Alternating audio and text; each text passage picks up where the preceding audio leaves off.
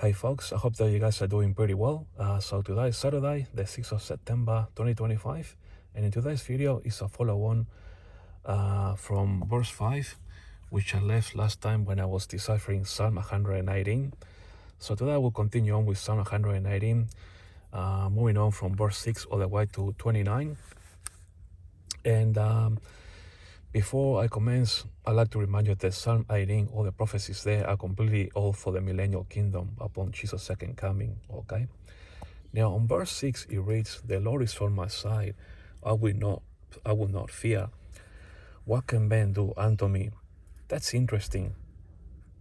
If the Lord is on the Jewish people's side, because this prophecy is for the Jewish people, Psalm 119 is completely for the Jewish people that make it through into the millennial kingdom. And so if the Jewish people are going to be saying, "The Lord is on my side, I will not fear," what does this mean at a deeper level? So this prophecy requires more deeper thinking than meets the eye explanation mark.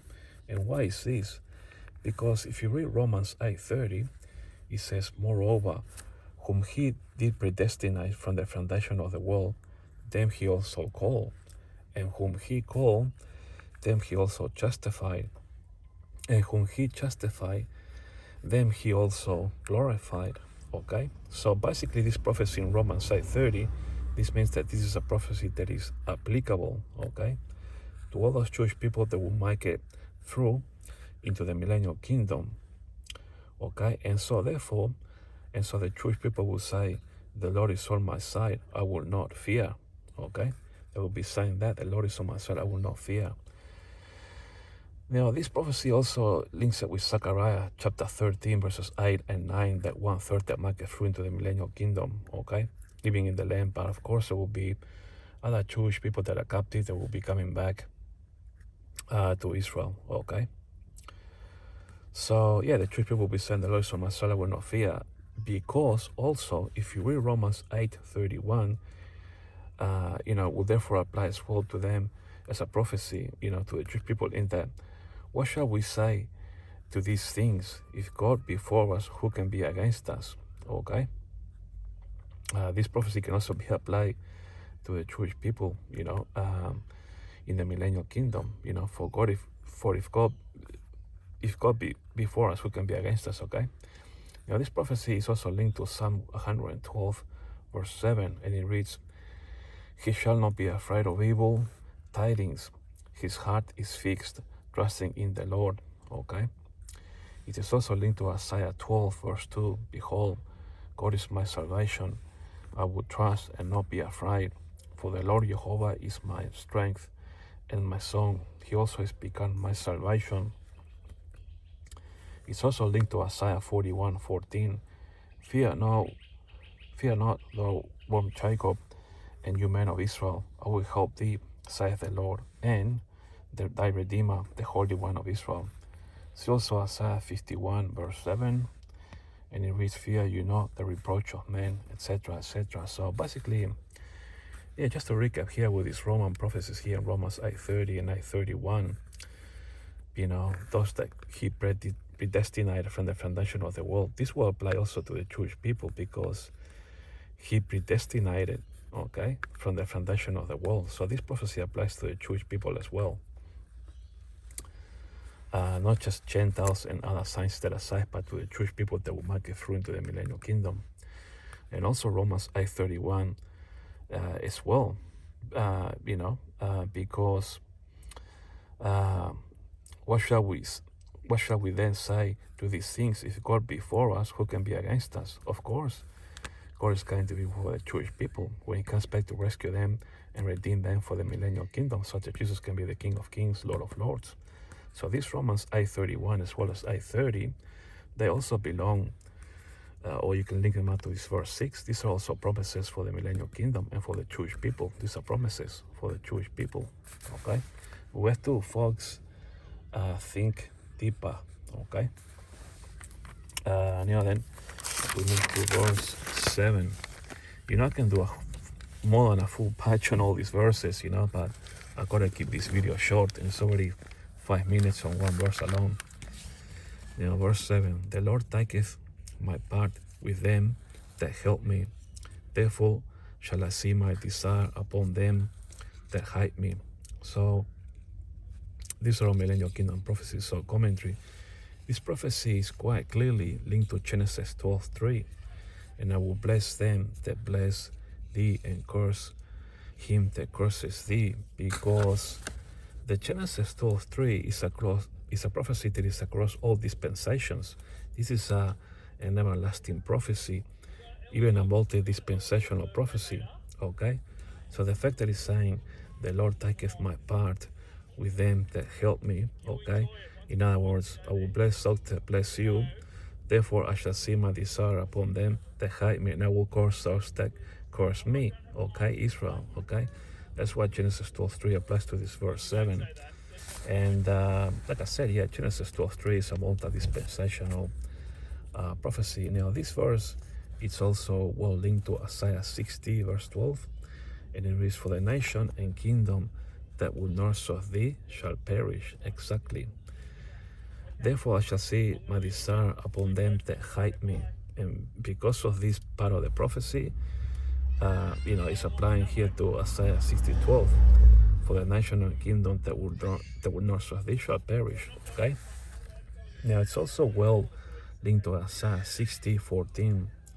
"The sons also of them that afflicted thee shall come bending unto thee." Okay. In other words, the blessing, like Genesis, "and all they that despise thee, the curse." Okay, back again here. "That they shall bow themselves down at the source of thy feet, and they shall call thee the city of the Lord, the Zion of the Holy One of Israel." So do you see, when you do a little bit of deeper thinking, how these prophecies, they link to Genesis 12:3, and of course they link back to this verse 7. Okay,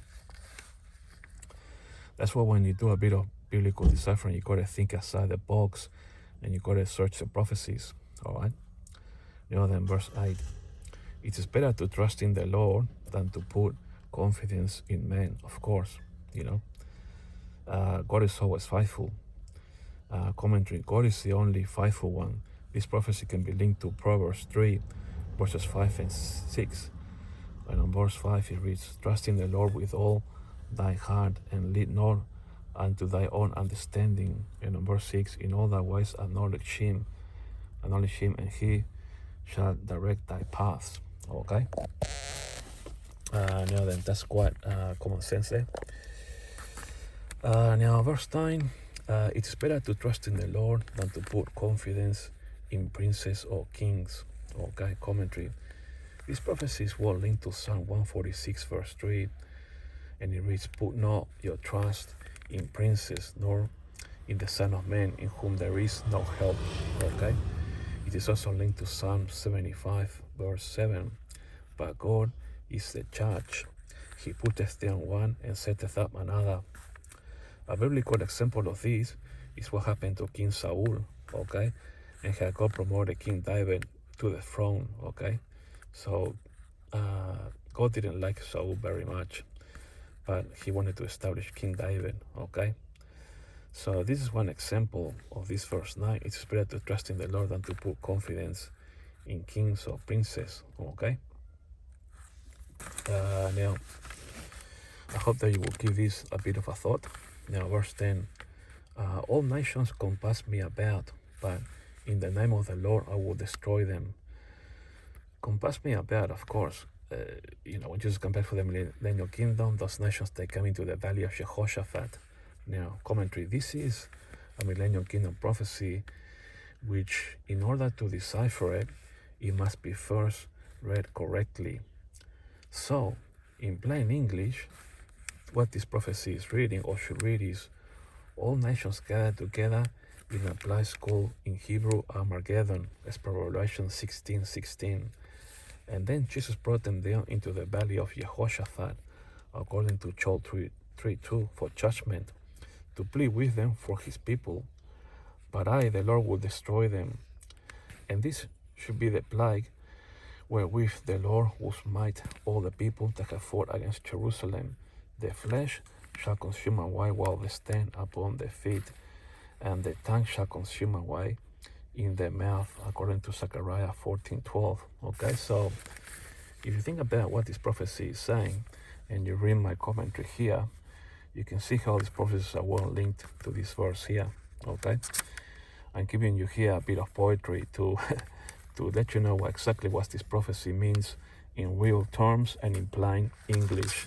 Okay, so verse 11 then. They compass me about, yeah, they compass me about, but in the name of the Lord I will destroy them. So commentary, what it's saying here is, see verse 10, as this prophecy is a repeat to again highlight the magnitude of the problem, but Jesus is going to deal with these nations and destroy them all. Okay, so basically see the previous verse 10, which is kind of like a repeat. They compass me about, okay, I just told you about. They gathered in Armageddon and Jesus brought them down into the valley of Jehoshaphat to destroy them. Okay, so it's kind of like a repeat, but the fact that it's coming up again is to highlight the magnitude of the problem. Okay, all right, now let's go to verse 12. They compass me about like bees. Of course, think of all those nations that are coming, you know. They are quenched as the fire of thorns, for in the name of the Lord I will destroy them. Commentary. Compass me about like bees refers to a great multitude of people. Think of Revelation 16:12, which says that the great river Euphrates was dried up to make way for the kings of the east, you know, China, North Korea, and India. If you add to these all the other nations, pardon me, Jerusalem will be compassed like bees, okay? But the Lord will destroy them all in the valley of Jehoshaphat, and according to Zechariah 14:12. Okay, now just read you what Zechariah 14:12 means, all right? You know, verse 13, thou hast thrust sore at me that I might fall, but the Lord helped me. Commentary, this prophecy requires greater depth, okay, of analytical thinking, okay? Thou, meaning the Antichrist, from the sun, you know, the fact that it's saying, thou hast thrust me so that I might fall, this though is not God or Jesus. It can be him, because God has a covenant with the nation of Israel, and God doesn't want the Jewish people to fall, but rather, in my view, it's the Antichrist. Why is this? Because Israel, when they went into the Daniel 70th week, or the tribulation period, they did the signing and confirmation of the covenant with death and with hell, as per Isaiah 20:15, or even Daniel 9:27. You know, you have wounded me, Israel, very deeply, so that I might fall. So basically, the fact that, you know, Israel will sign the covenant, as per Daniel 9:27 or Isaiah 20:15, Israel is going to feel like the Antichrist has wounded them deeply, so that they might fall, you know, during the tribulation period, or Daniel 70th week. But the Lord rescued me from you, and has cast you into the lake of fire burning with brimstone, you and the false prophet, according to Revelation 19:20. And as for the rest of them, they were all dealt with under Zechariah 14:12. In other words, the nations that have come to fight against Jerusalem. Now, just to recap, it has to be the Antichrist, because it says here, thou hast thrust me sore at me, okay, that I might fall. Though here is not saying the Lord, you know, it's kind of like a punishment, if you like, you know, because Israel has signed that covenant, you know, with the Antichrist, you know. But it's saying here, but the Lord helped me. So it can be God.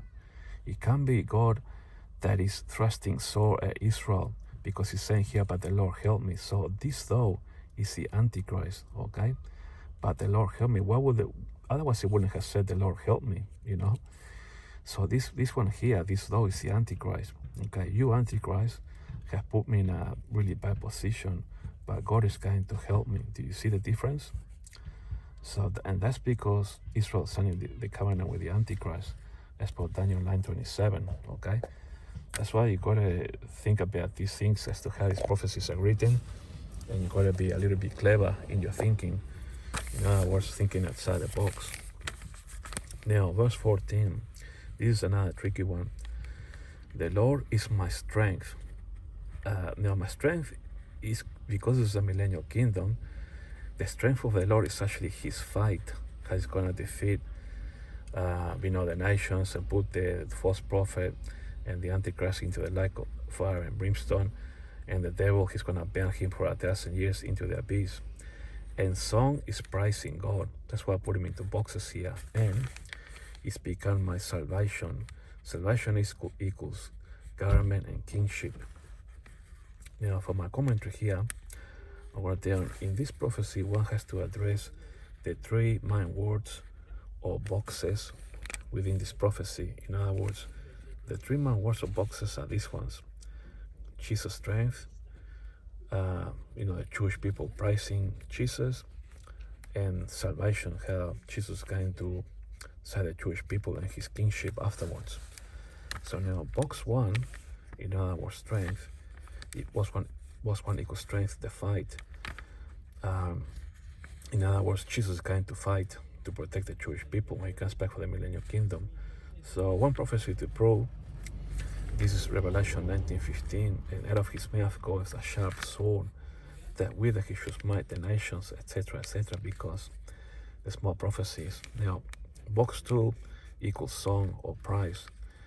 Now, prophecies or examples which praise God are all the praise psalms in the book of Psalms. In other words, all those millennial kingdom prophecies, relating to praising God. See Psalms 111 to 119. The Psalms of praise are the song, if you like, of the Jewish people, okay? But there are other prophecies too in the book of the prophets, okay, in which the Jewish people will praise God, okay? Box 3 equals salvation, equals kingship. In other words, salvation leads to government and kingship. Now, Jesus is not only coming to save the Jewish people under Revelation 19:16, in other words, King of Kings, Lord of Lords, but to erase all sins away from the Jewish people, as per Isaiah 1:18, and to establish his government under Isaiah 9:7, okay?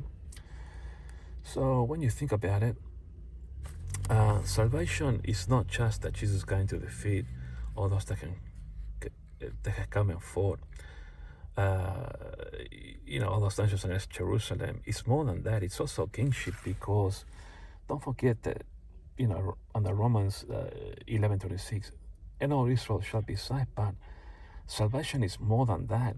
It's taking away the sins of Israel.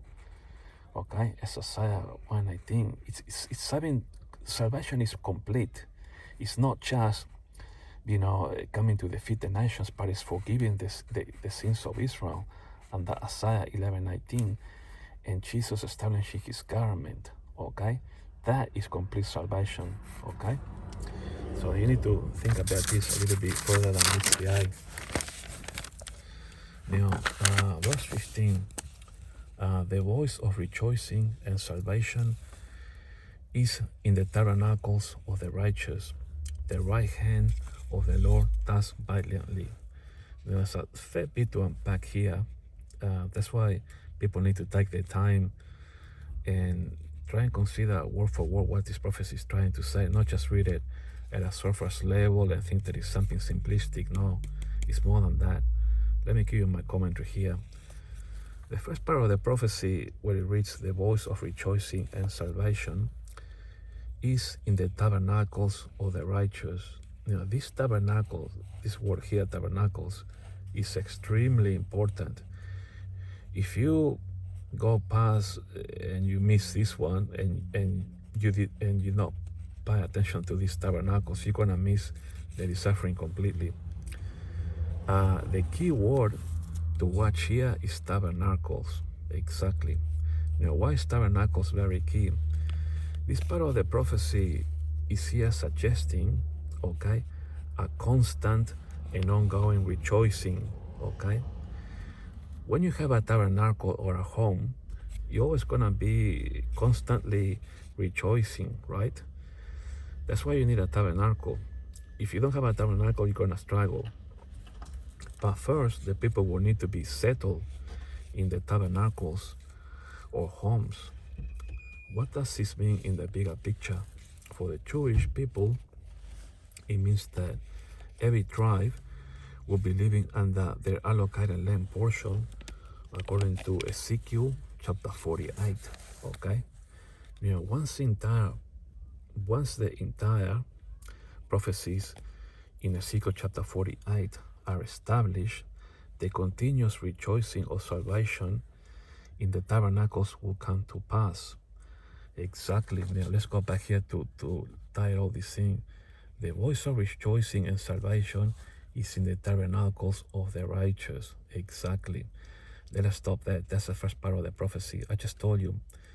The only way that the Jewish people can rejoice because of the salvation in the tabernacles, they needed tabernacles first. It's not going to happen right away when Jesus comes back. First, I need the land portions, the 12 tribes need to be established and so on. Once the Jewish people are living in safety, then this rejoicing will be continuous. It will be a continuous rejoicing, praising God that He saved them, But you cannot leave these tabernacles alone and just walk away. Tabernacles is a key word because the only way to keep on rejoicing, the everlasting rejoicing, or saying to Jesus, hey, Jesus, thank you for your salvation, is these tabernacles here. The Jewish people need to establish themselves first, okay? Now, the second part of the prophecy, the right hand of the Lord does violently. Okay, let's decipher that. Now, just to finish up, so, yeah, just with verse 5, Ezekiel 48, establish, the continuous rejoicing of salvation, the tabernacles will come to pass. He also, Ezekiel 37, verse 27, talks about my tabernacle, okay? Now, the second part of the prophecy, the right hand of the Lord does violently. That's interesting. This is about the fact that Jesus, with his mighty power and authority, he can valiantly establish his government, undisputed, as per Isaiah 9:7, of the increase of his government, in other words, his right hand, and peace there shall be no end. Exactly. When you think about it, the right hand of the Lord does violently. Yes, he can do. Sorry about any background noise, folks.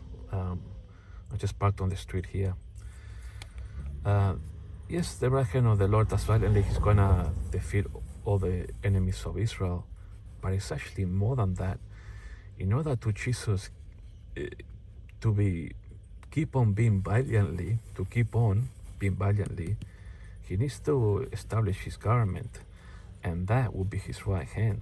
Okay. And that's why it's linked to Isaiah 9:7, of the increase of his government, in other words, his right hand, his commanding hand, and peace there shall be no end. Okay? That's why we're going to break out the prophecies, folks, and just read those key words. Now, verse 16, the right hand of the Lord is exalted. Of course, the right hand is his power, his government. Okay? So the right hand of the Lord is exalted, in other words, his power. The right hand of the Lord does valiantly. Commentary. This prophecy is all about the horn. The horn in the Bible is about power, and even the right hand of power of the Lord, which will be his everlasting government. So in biblical terms, the right hand or horn equals to power, okay? And so this prophecy is perfectly well connected to Isaiah 9:7, like I just said, or the increase of his government and peace there shall be no end, okay? Now verse 17, it reads, he shall not die but live and declare works of the Lord. Commentary. This prophecy is more comprehensive than it reads. It links that to many prophecies of promises, okay? Promises for the Jewish people. See Hosea 6:2, okay? So, I shall not die but live. This is saying that the Jewish people, those that might get through into the millennial kingdom, they're not going to die but live. and declare the works of the Lord.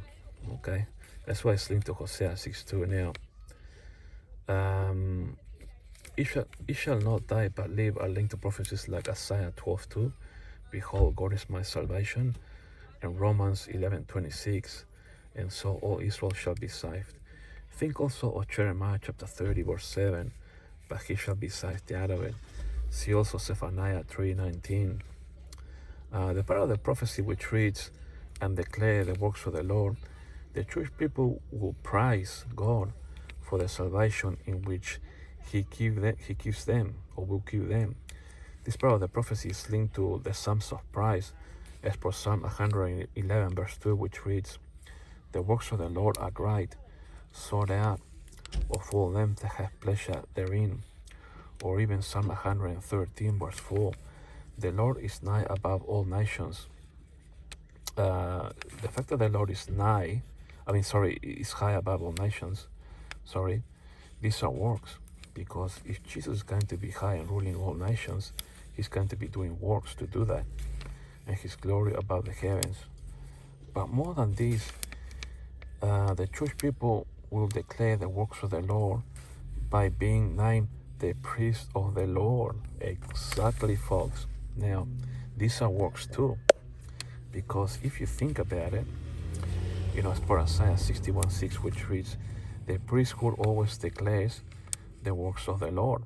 Exactly. So, the fact that, the second part of the prophecies here, it reads, and it shall not but live and declare the works of the Lord. This be here and declare the works of the Lord. This second part here, declaring works, also, it's gonna be related to the priest of the Lord, as per Isaiah 61:6. The priesthood always declares the works of the Lord.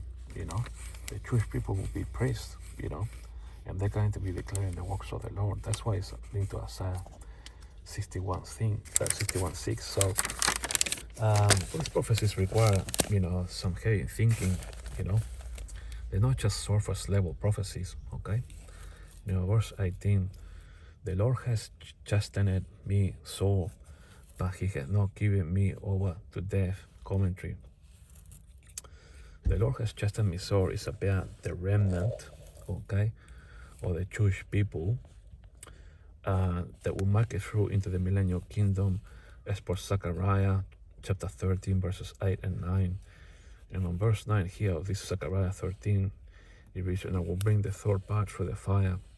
This prophecy also links to Jeremiah chapter 30 verse 11, but I will correct thee in measure. Okay, so correct thee in measure means that I will bring the third part. Okay, and also Jeremiah 30:15, because as things were increased, I have done these things unto thee. Okay, so there will be some consequences. So the Lord has chased Israel during the tribulation period. That's to make it through into the millennial kingdom. We'll feel like the Lord has chastised them during Daniel's 70th week. Okay, now then, verse 19. Open to me the gates of righteousness. I will go into them and I will praise the Lord. Commentary. This prophecy is a tricky one, and it requires tricky, brilliant thinking to solve it. Okay. Tricky ones require you have to give them a trick back, if you like. So in order to decipher this prophecy, you must read the following verse 20.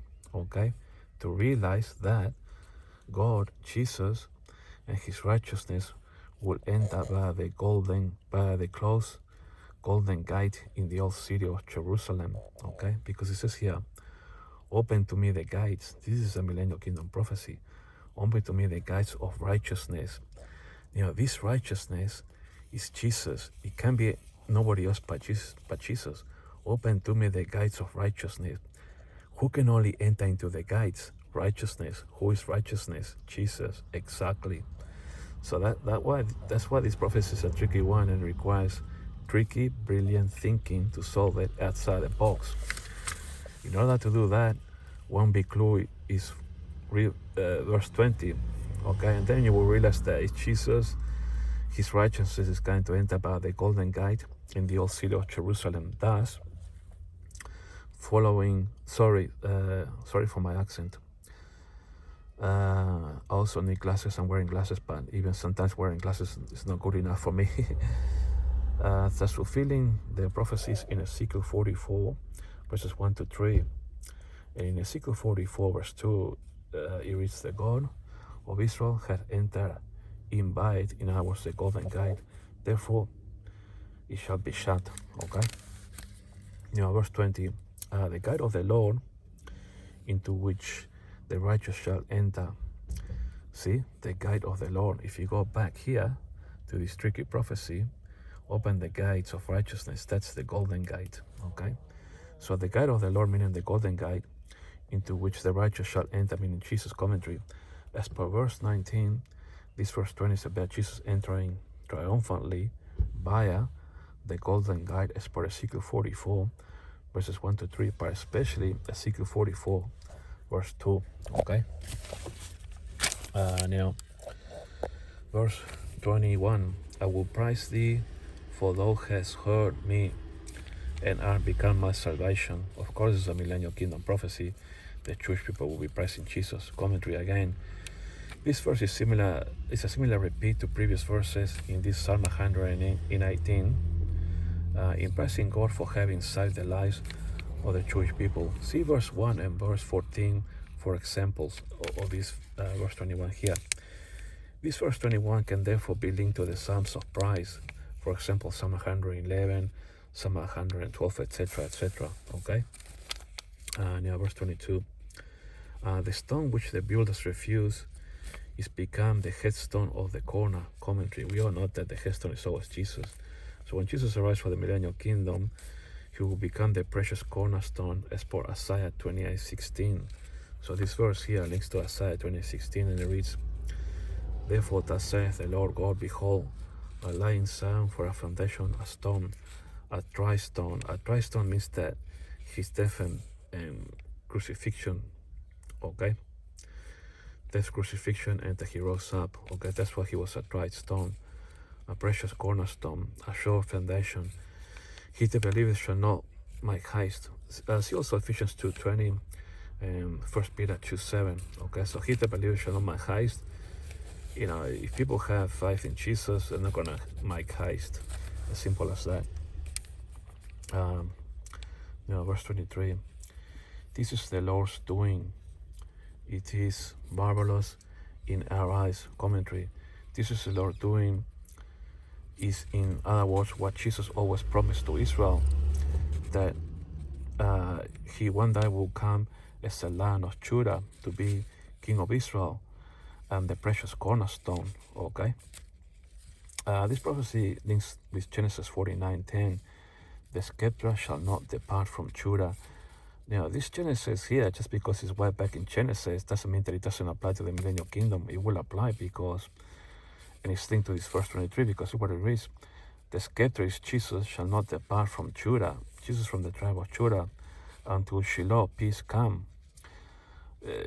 Peace come, read Isaiah 9:7, out of his garment and pieces shall be no end, and unto him Jesus shall the gathering of the people be. So this is Genesis 49:10, is a millennial kingdom prophecy. Okay. What else have I got for you? See also Revelation 5:5, the Lion of the tribe of Judah, which is not linked, directly, if you like, but it's more like, reminding people that, hey, Jesus is from the, the Lion of the tribe of Judah, okay? It's to do with the seals and so on, okay? It's not a direct link, but it's nonetheless, saying that, hey, Jesus from the tribe of Judah, okay? See also Revelation 19:16, King of Kings and Lord of Lords. This is definitely linked, okay? This Revelation 5:5, it's more of a testament than anything else, okay? That Jesus, is the Lion of the tribe of Judah, okay? Now, verse 24, this is the day which the Lord has made. We will rejoice and be glad in a. Commentary. This is the day or precise day which the Lord promised to come under the prophecy given to Daniel 9:24. Exactly. This is the day. Which day is that? It's a day which the Lord has made. We will rejoice. So there is a precise day, isn't it, for the Lord to come. So this is, you got to link it to Daniel 9:24. 70 weeks are determined upon thy people and upon thy holy city to finish the transgression and to make an end of sins and to make reconciliation for iniquity and to bring in everlasting righteousness and to seal up the vision and prophecy and to anoint the most holy Jesus. Okay, that day is a special day, and that day will be under Daniel's 9:24 prophecy.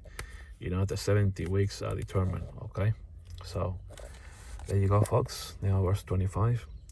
Save now, I beseech thee, O Lord. O Lord, I beseech thee, send now prosperity. Interesting commentary. Following the context from verse 24, I just told you about Daniel's prophecy, 9:24. Following the context from verse 4, in other words, from Daniel's 9:24 prophecy, now is a precise time to for Jesus to come back to fulfill this prophecy in Daniel 9:24.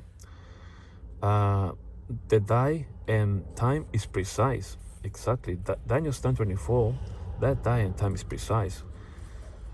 See also here this verse 25, okay, not only links with Daniel 9:24, but also Daniel 12, verses 11 and 12. In Daniel 12:12 reads, Blessed is he that waiteth and cometh to the 1,305 and 30 days. Okay. Now then, verse 26, almost finished, folks. Blessed be he that cometh in the name of the Lord. We have blessed you out of the house of the Lord. Commentary.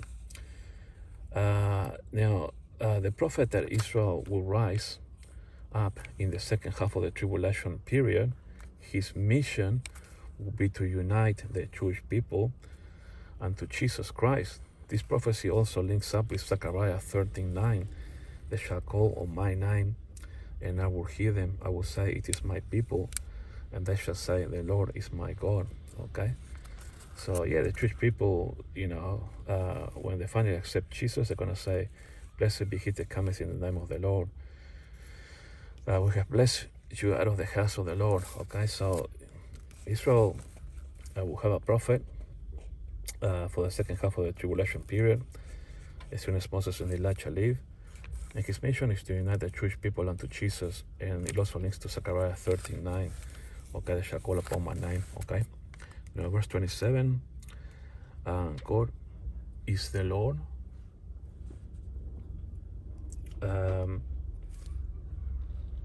Which can show us light.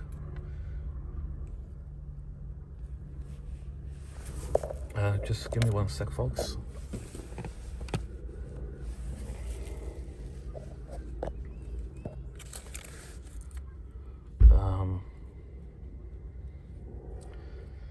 So God is love which has shown us light. It's linked to Isaiah 60 verse 1. Arise and shine, for the light is come. Bind the sacrifice with cords, even unto the horns of the altar. Commentary. This prophecy is linked to Genesis 22:9, which was a foreshadow. You know, Abraham burned Isaac, his son, for the sacrifice of Jesus, the sacrifice lamb of God, which was prophesied in Isaiah chapter 53. Will one day come back to be the king of Israel, and the Jewish people will finally accept and mourn for their Messiah, according to Zechariah 12:10. They shall mourn for him as one mourneth for his only son, and shall be in bitterness for him as one that is in bitterness for his firstborn. You can also link this prophecy to Ezekiel 46:2, okay? And the priest shall prepare burnt offerings, and his peace offerings he shall worship at the threshold of the gate, okay? And then just to finish up then, verse 28, thou art my God, and I will praise thee. Thou art my God, I will exalt thee. Commentary. This prophecy is linked to the Psalms of Praise, such as Psalms 111 and 12. See also Psalm 113 verse 2, and it reads, Blessed be the name of the Lord from this time forth and forevermore. This prophecy says it all, okay? And then verse 29, oh, give thanks unto the Lord, for he is good, for his mercy enduring forever. Commentary. This verse is linked to verse 1, so see my biblical deciphering that I've done already on verse 1, okay? All right, thanks for watching, folks, and I'll talk to you all later.